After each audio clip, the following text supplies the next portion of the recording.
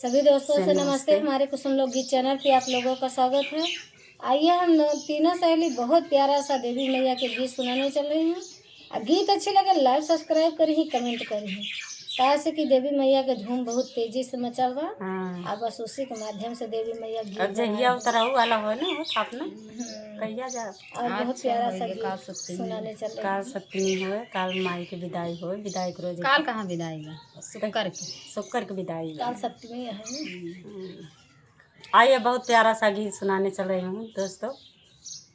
उठाओ गायक बैठी हैं। कुंवर सेवका जो है लोहरी रहिया हो शीतला मैया ना कबहु नयौलू मोर लगनवा हो शीतला मैया ना कबहु नयौलू मोर अंगनवा हे शीतला मैया ना गंगा जमुना जैसे जल भरी लए हे शीतला मैया ना सरजू से धोलऊ तोहर चरनिया हे शीतला